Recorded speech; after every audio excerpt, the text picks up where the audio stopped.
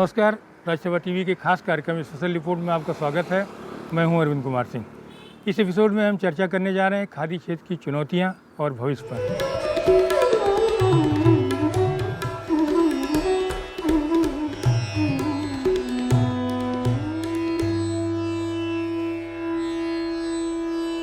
महात्मा गांधी की राय थी कि खादी वस्त्र नहीं विचार है।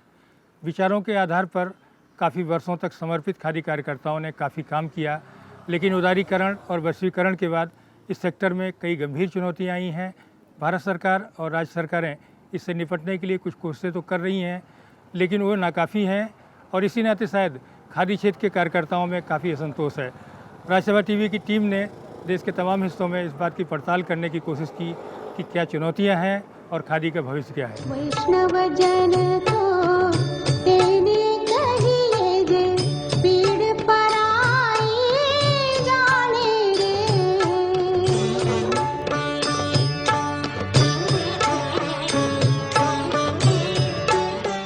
ये है भारत की राजधानी दिल्ली का खादी इंडिया भवन। चमक दमक और शान शौकत में ये किसी शानदार एसी मॉल से कम नहीं है।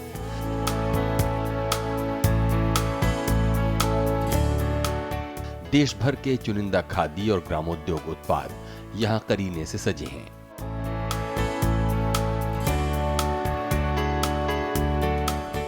देशी विदेशी खरीदारों की भारी भीड़ है।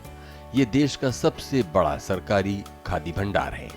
13 अप्रैल 1955 को ये शुरू हुआ और पहले राष्ट्रपति डॉक्टर राजेंद्र प्रसाद और पंडित जवाहरलाल नेहरू समेत तमाम दिग्गजों के पांव यहां पड़े हैं। 2004 में नवीनीकरण के बाद इसका नक्शा बदल चुका है।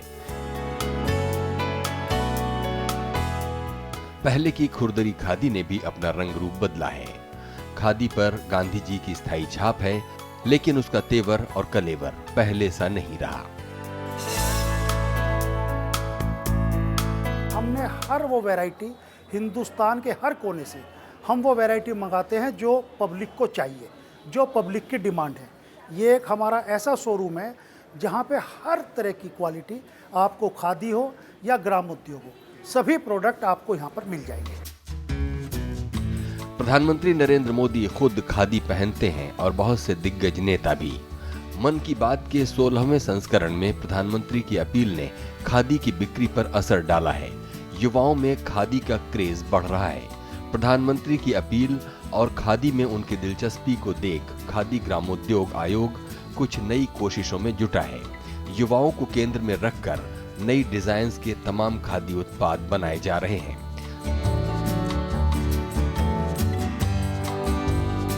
रितु बेरी को खादी का सलाहकार बनाया गया है। खादी इंडिया दिल्ली में बिक्री में अचानक भारी उछाल आया है। यहाँ की 90 लोगों की टीम लगातार व्यस्त दिखाई देती है। खादी ग्रामोद्योग भवन की बिक्री प्रधानमंत्री जी के बोलने के बाद में बहुत अच्छी बढ़ी है। लगभग 30 से 40% का इंक्रीज हो रहा है सेल के अंदर। और सबसे खास बात यह है कि यूथ आज खादी की तरफ अट्रैक्ट हो रहे हैं। सरकार खादी उत्पादों को बढ़ावा देने में लगी है। हर शुक्रवार को सरकारी कर्मचारी खादी पहने और सरकारी स्कूलों में ये बच्चों की यूनिफॉर्म बने, इसकी कोशिशें जारी हैं। पुलिस और रक्षा कर्मियों की वर्दी, रेलवे, भारतीय डाक और एयर इंडिया में भी खादी का उपयोग बढ़ रहा है।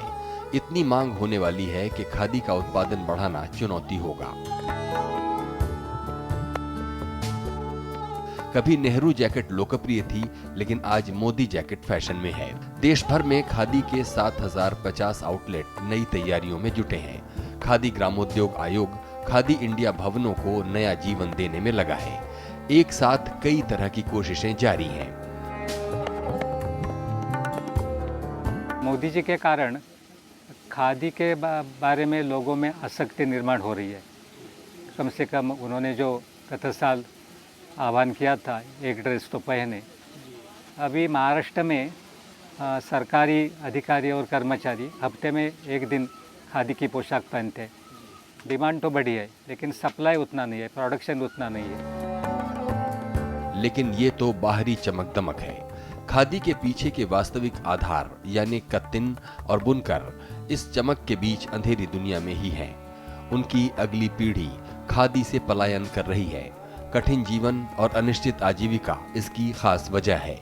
बुनकरों को हाड़ तोड़ मेहनत के बाद भी 150 रुपए मिल जाएं तो बड़ी बात है। देश में 1,42,000 बुनकर और 8,62,000 सूत काटने वालों समेत 11 लाख से अधिक खादी कामगार हैं। करीब पौने 10 लाख चरखे और 1,51,000 करघे खादी की जीवन रेखा है। नई पीढ़ी है ये इसमें आना नहीं चाहती। आज 9 से 10 लाख बुनकर बेकार पड़े हैं, 50-60 रुपए आमदनी मिलती है। खादी महंगी होती जा रही है। पुरुषों की धोती का दाम साड़ी के बराबर हो चला है। गुणवत्ता के मानक भी कड़े हुए हैं।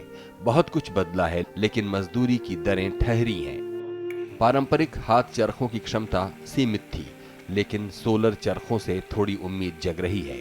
कत्तिनों का समय और श्रम बचने के साथ नई उम्मीदें जग रही हैं। दावा है कि ये चरखे 8 घंटे में 75 से 90 गुच्छा या गुंडी सूत काट लेते हैं। पारंपरिक हाथ चरखे 25 से 30 गुंडी सूत ही बना पाते हैं। इसके विस्तार से खादी सूत उत्पादन में 300% वृद्धि हो सकती है। इसमें मजदूरी भी बढ़ सकती है। अंबर चरखे से हमारा प्रोडक्टिविटी ज़्यादा हो रहा है। अब अंबर चरखे में 2 तकवे से लेकर 4, फिर 6 तकवा, 8 तकवा और 10 तकवे वाले अंबर चरखे आज मौजूद हैं। अगर हम इसके साथ साथ सौर ऊर्जा भी जोड़ेंगे तो एक ही समय में 3 अंबर चरखे का काम हो सकता है और उत्पादन बहुत बढ़ेगा। गवर्नमेंट ने कुछ सब्सिडी देना चाहिए। जैसे नवयुवक है, उनको आज के ज़माने में 300 रुपये 8 घंटे का 300 रुपये कम से कम मेहनत मिलनी चाहिए। वो 300 रुपये इसमें मिलती नहीं। ये 2 जन का काम है। लेडीज़ भी यहाँ काम करती है। जैसे मैं यहाँ हूँ तो मेरी बीवी वो घर में बॉबिन भर रही है, तो दोनों मिल के 300 रुपये रोज़ मिलता है। इसीलिए आज का जो नवयुवक है ये इसमें पढ़ना नहीं चाहता है। खादी क्षेत्र की जीवन रेखा अधिकतर गरीब और कमजोर घरों की महिलाएं हैं, जो रोजमर्रा के कामों के बाद सूत कताई करती हैं। आधुनिक चरखों ने कताई को कुछ आसान तो बनाया है, लेकिन इससे उनका जीवन स्तर खास बदला नहीं है। गांधी जी की कर्मभूमि सेवाग्राम में ही 8 घंटे की हाथ कताई में वो बमुश्किल 2 से 3 हजार रुपए जुटा पाती हैं। फिर बाकी इलाकों की दशा का स्वतः आकलन किया जा सकता है। हाथ की जो तकलीफ थी वो कम हो गई, लेकिन पहले जो रेट मिल रहा था 4 रुपये गुंडी के हिसाब से, और अभी 3.5 रुपया हो गया है। मतलब पर गुंडी पहले जो 4 रुपये था अभी 3.5 रुपये हो गया है। हम 20 साल हो गए यहाँ काम कर रहे, अभी कुछ उन्नति नहीं हो रही काम की। इतना काम करके हमको 2 पैसा ज़्यादा नहीं मिल रहे।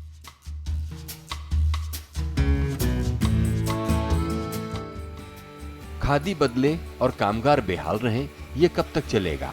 इसी नाते 1 अप्रैल 2016 से खादी सूत काटने वालों का मेहनताना सरकार ने 4 रुपए से बढ़ाकर 5.5 रुपए प्रति गुच्छा कर दिया है। दावा है कि खादी कामगार अब रोज 90 रुपए की जगह 190 रुपए तक मेहनताना पा सकेंगे। खादी ग्रामोद्योग आयोग ने दस्तकारों की कमाई बढ़ाने को महंगे उत्पादों पर 50 रुपए का अतिरिक्त शुल्क और बाजार विकास सहायता से भी मदद करने का फैसला किया है। 2010 के बाद खादी कामगारों को मनरेगा में लाने के साथ कई दावे किए गए हैं। जनश्री बीमा कवर भी 3 लाख खादी कामगारों को मिला, लेकिन जमीनी हकीकत यह है कि वो आज भी सबसे वंचित हैं। संस्थाओं पर सरकार का जो ये कमीशन है वर्तमान, वो तरह तरह के टैक्सेशन लाद रहा है। आपकी बिक्री पर इतना सेस हमको चाहिए, आपको सर्टिफिकेशन चाहिए हमारा तो इतनी फीस चाहिए दीजिए। ये सारा बर्डन कर रहे हैं और खादी के तंत्र को वो समझते नहीं हैं, इसलिए जो औद्योगिक तंत्र है उस पर लागू करने की कोशिश करते हैं, जो ये संभव नहीं है। चरखा खादी का आधार और हमारी गौरवशाली धरोहर है। स्वाधीनता संग्राम की तमाम अनूठी यादें इससे जुड़ी हैं। इंदिरा गांधी अंतर्राष्ट्रीय हवाई अड्डे पर दुनिया का सबसे विशाल चरखा स्थापित कर इसका महत्व बताया गया है।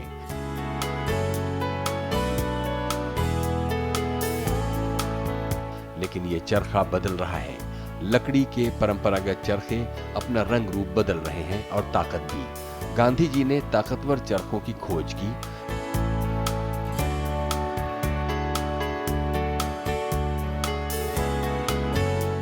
आजादी के बाद एकम्बर नाथ ने बहुत कुआ अंबर चरखे का आविष्कार कर खादी की दुनिया को बदला।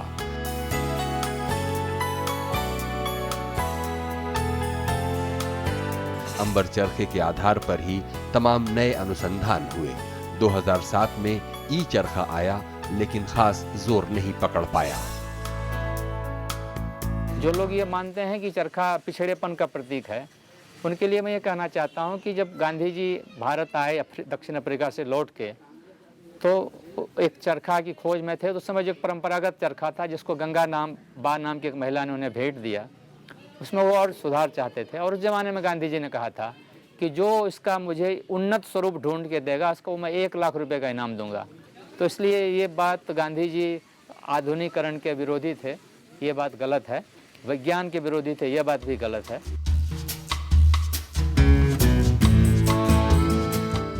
एक लच्छी में 768 मीटर धागा होता है। खादी बनाने में 65% तक श्रम लागत आती है।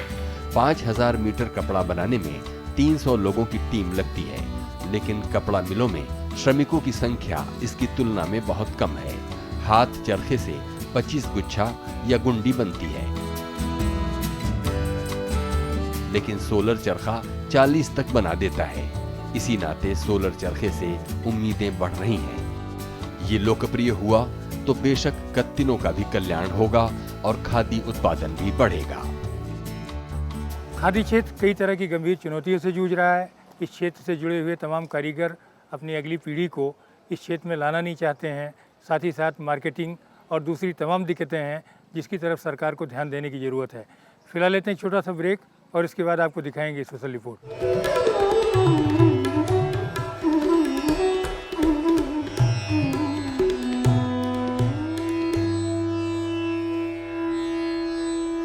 ब्रेक के बाद आपका स्वागत है। आप देख रहे हैं हमारा खास कार्यक्रम स्पेशल रिपोर्ट और मैं हूं अरविंद कुमार सिंह। हम चर्चा कर रहे हैं खादी क्षेत्र की संभावनाओं और चुनौतियों पर। वैसे तो खादी क्षेत्र में चरखे के विकास की एक लंबी यात्रा रही है, लेकिन इसका अनुसंधान और विकास का पक्ष काफ़ी कमज़ोर रहा है। इस दिशा में सरकार की ओर से कुछ कोशिशें जरूर की गई हैं, लेकिन वो ज़मीन पर उतरने में बहुत नाकाम रही हैं। खादी रिसर्च में महात्मा गांधी ग्रामीण औद्योगिकरण संस्थान या एमगिरी देश की सबसे बड़ी संस्था है। खादी ग्रामोद्योग आयोग और आईआईटी दिल्ली ने इसे विकसित किया। इसके 6 विभागों में खादी और वस्त्र सबसे प्रमुख हैं। एमगिरी ने कई अभिनव प्रयास किए। छोटी लागत की कपड़ा बनाने की मशीन से लेकर सोलर चरखा इसमें खास है। एमगिरी प्रदर्शनियां और प्रशिक्षण भी करता है। इसने प्रयोगशाला में तमाम काम किए हैं, लेकिन जमीन तक उनकी पहुंच की गति धीमी है। ये रेंज कम से कम 200 ऐसे नई इंडस्ट्री पैदा कर सकती है, नए उद्योग पैदा कर सकती है, जिसके बारे में हमने नहीं सोचा। आप रेशम ही ले लीजिए, 90% हम विदेशी धागा लाके रेशम का उत्पादन कर रहे हैं। हमारा बहुत अच्छे तरह के ऊन का प्रोडक्शन होता था। सरकार बड़ी मात्रा से खादी संस्थाओं से खरीदती थी। अब करीब 5 या 10% से ज़्यादा खादी संस्थाओं से खरीदा नहीं जाता है। और ये बहुत अच्छा ऊन, देसी ऊन, हाथ से बुना ऊन सारे विश्व की मांग है, पर हम उसके ऊपर कोई ध्यान नहीं दे रहे हैं। एमगिरी का परिसर ऐतिहासिक है। 1934 से 1936 के बीच गांधी जी और कस्तूरबा ने यहाँ निवास किया। यहीं उनकी दुनिया की एकमात्र प्रतिमा स्थापित है। यहीं 1934 में अखिल भारतीय ग्रामोद्योग संघ बना। 1955 में यहीं जमनालाल बजाज केंद्रीय अनुसंधान संस्थान खुला। इसी को नया रूप देकर एमगिरी नाम दिया गया। देश में 17 सरकारी संस्थाओं समेत 41 प्रशिक्षण केंद्र भी हैं, लेकिन उपेक्षा के नाते कई केंद्र बंदी के कगार पर खड़े हैं। जैसी सरकार की नीति है कि हम 5 साल में किसानों की आय दुगनी करेंगे, ये दुगनी तभी पॉसिबल है, तभी ये चुनौतियां हो सकती है कि producer must become a processor. वही माल तैयार हुआ वही, और गांधी जी भी यही कहते थे यहाँ जितनी भी मीटिंग होती थी या बाहर जगह, कि भाई आज़ादी मिलने के बाद सबसे अगर कोई पहला काम करना है तो जब तक देहातों का विकास नहीं होगा, भारत की आर्थिक नीति सुधरने वाली नहीं है। उनकी आय बढ़ाने के लिए चरखा उपयोगी होगा। और वो कैसा होगा? अगर हम बगैर रसायन का यानी विष मुक्त कपास पैदा करेंगे और विष मुक्त कपड़ा तैयार करेंगे तो पूरे दुनिया में उसकी कीमत बहुत आएगी। गांधी जी ने जिस विदर्भ को खादी और रचनात्मक कामों का केंद्र बनाया, उसे आचार्य विनोबा भावे ने आगे बढ़ाया। सेवाग्राम और पवनार की दिनचर्या पहले जैसी चल रही है। सेवाग्राम 12 सालों तक गांधी जी का निवास रहा। एक से एक बड़ी हस्तियां यहां पधारी और देश के भविष्य के तमाम फैसले हुए। 3 करोड़ की आबादी वाले विदर्भ की सबसे कीमती फसल कपास किसानों को आत्महत्या की राह पर धकेल रही है। खेती की लागत और घाटा बढ़ रहा है और बीटी कपास करीब पूरे इलाके पर काबिज हो चुकी है। देसी कपास का सिमटना खादी सेक्टर की गंभीर चुनौतियों में से एक है। यहाँ खादी जमीनी पकड़ बना लेती तो किसानों की तबाही रुक सकती थी। चुनौतियां दूसरी भी हैं। साबरमती के बाद में आफ्टर 1930s जो बेसिक फ्रीडम स्ट्रगल काम जो हुआ है वो सब सेवाग्राम से हुआ है। और सेवाग्राम ऐसी जगह है जहाँ पे महात्मा गांधी ने भारतीयों के लिए कैसे वो स्वदेशी अवलंबन करे, उसका प्रैक्टिकल कैसे हो सकता है, उसकी ये एक कर्म भूमि रही है। चाहे खादी की बात लें, चाहे चर्मकारों के लिए लेदर का इंडियननेस हो, इंडियन पॉटरी हो, ये सब चीज़ों के लिए सेवाग्राम एक प्रैक्टिकल ग्राउंड वाला एक फील्ड रहा है। सेवाग्राम में 16 से 18 सितंबर 2016 के दौरान खादी मिशन के तहत हुई खादी सभा में इस सेक्टर की तमाम चुनौतियों पर सवाल उठे। विख्यात गांधीवादी बाल विजय के नेतृत्व में कई मसलों पर मंथन हुआ। खादी को तमाम नियम कानूनों से जकड़ने की निंदा भी हुई। विकास की प्रक्रिया में 3 सेक्टर महत्व के होते हैं: एग्रीकल्चर सेक्टर, मैन्युफैक्चरिंग सेक्टर और सर्विस सेक्टर।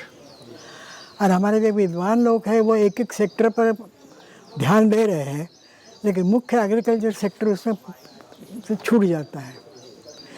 कोई मैन्युफैक्चरिंग सेक्टर पर ध्यान देता है और वो ऐसा मानते हैं कि जो भी ऊपर बढ़ेगा उसका नीचे ट्रिकल डाउन होगा।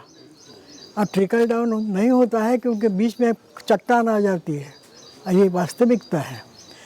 तो इसीलिए ये खादी का जो कार्यक्रम है वो तीनों सेक्टर को जोड़ने वाला कार्यक्रम है। तीनों सेक्टर उसमें जुड़ जाते हैं और तभी इंटीग्रेटेड डेवलपमेंट सही मायने में होगी देश की और दुनिया की भी। ऐसे ही गांधी जी का मतलब था कहने का। खादी संस्थाएं सरकारी व्यवहार से असहज और अपमान से आहत महसूस कर रही हैं। खादी ग्रामोद्योग आयोग संस्थाओं को अपना एजेंट मानकर स्वायत्तता पर संकट पैदा कर रहा है। खादी कार्यकर्ता इस बात से आहत हैं कि जिस खादी को पूर्व प्रधानमंत्री अटल बिहारी वाजपेयी ने भारत की सांस्कृतिक विरासत कहा, वो ब्रांड बनाकर बाजारी संस्कृति का हिस्सा बनाई जा रही है।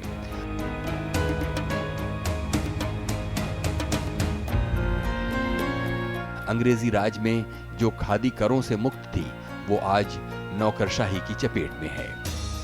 प्रमाण पत्र से लेकर आयकर और तमाम दूसरी नीतियां उनका दमन कर रही हैं। संस्थाओं ने एक प्रस्ताव पारित कर चेतावनी दी कि अगर 15 नवंबर 2016 तक समस्याओं का समाधान न हुआ तो वो आयोग को अपना प्रमाण पत्र लौटा देंगे और असहयोग करेंगे।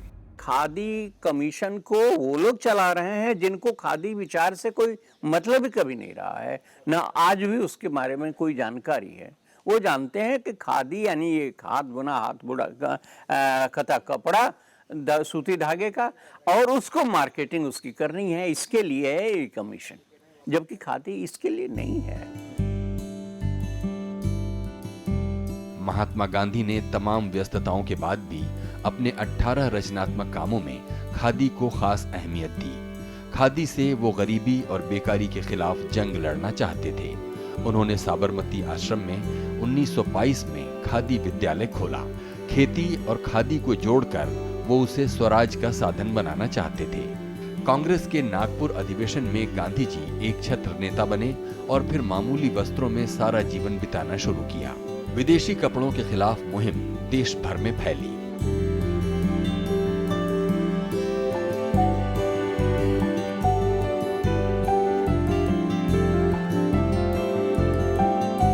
जिस जगह में आप बैठे हैं इस आश्रम में, आज़ादी के थोड़े दिन पहले जब ऐसा लग रहा था कि अब आज़ादी हो जाएगी, कांग्रेस वर्किंग कमेटी की एक बैठक यहाँ हुई थी। तो यहाँ सबको सफाई करना और चरखा काटना अनिवार्य था। तो पंडित नेहरू ने कहा था कि बापू आपको अभी जितना चरखा कटवाना है कटवा लो, जब देश आज़ाद हो जाएगा आपकी चरखा खूंटी पर टक जाएंगी। तब बापू ने जो कहा था वो बड़ा महत्वपूर्ण है। बापू ने कहा था कि जवाहर, जिस दिन मेरा चरखा खूंटी पर टंग जाएगा उस दिन मेरी जगह तुम्हारे जेल में होगी। गांधी जी की शिक्षा नीति में उद्योग धंधे का प्रतीक तकली और चरखा था। उनका दावा था कि अगर सारे उद्योग सौरमंडल हैं तो खादी सूर्य। हाथ से कते और बुने वस्त्रों के लिए खादी नाम गांधी जी ने ही दिया। उनकी कोशिशों से कांग्रेस कमेटी ने 20 लाख चरखों को आम जन तक पहुंचाने का फैसला किया।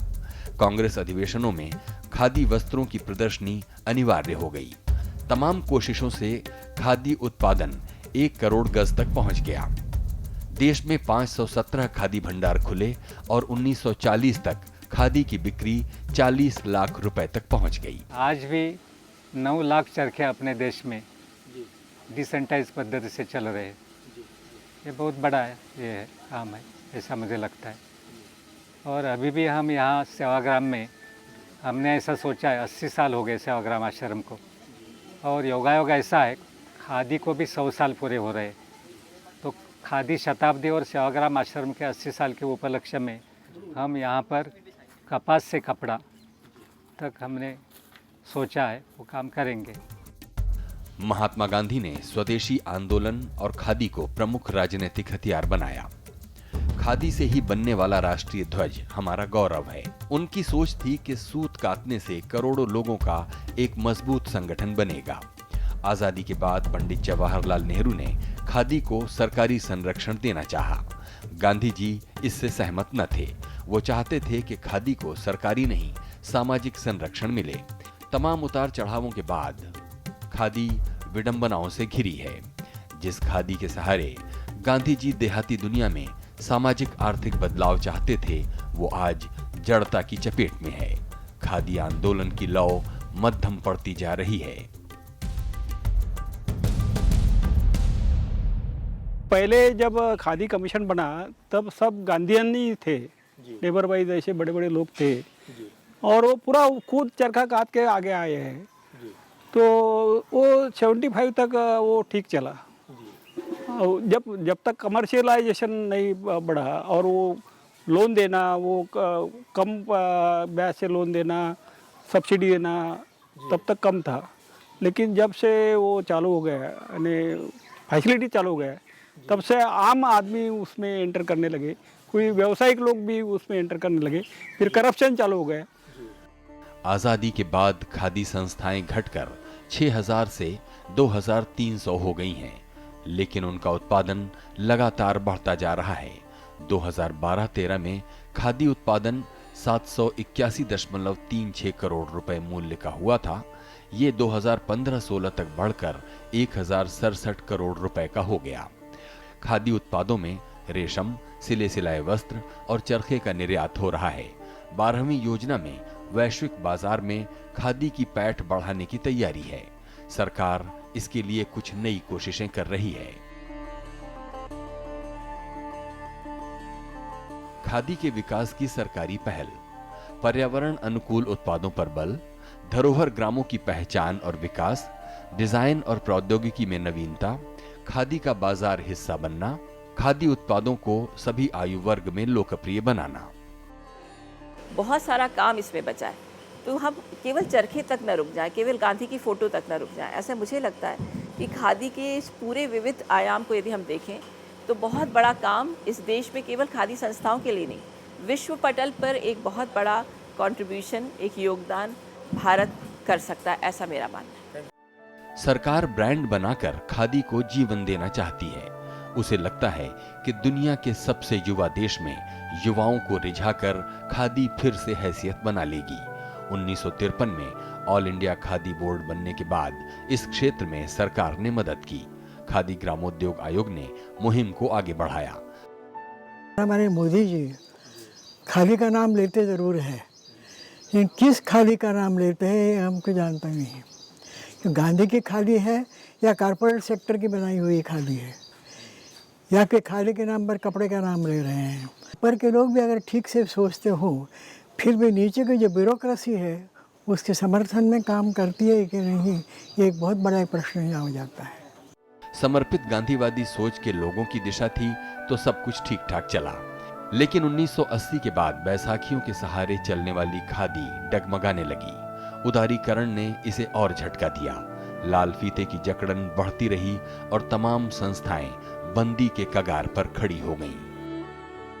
तो कुल मिलाकर ये माना जा सकता है कि मौजूदा माहौल में खादी के विकास की व्यापक संभावनाएं हैं, लेकिन इसके लिए सरकार को बहुत कुछ करने की ज़रूरत है।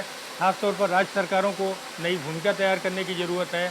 कत्तिनों और बुनकरों को आजीविका सुनिश्चित करने और उनकी आय को बढ़ाने की ज़रूरत है। साथ ही साथ प्रचार और प्रसार पर बहुत अधिक ध्यान देने की ज़रूरत है। इस एपिसोड में फ़िलहाल यहीं तक। आगे मिलेंगे किसी और खास एपिसोड के साथ। तब तक के लिए धन्यवाद।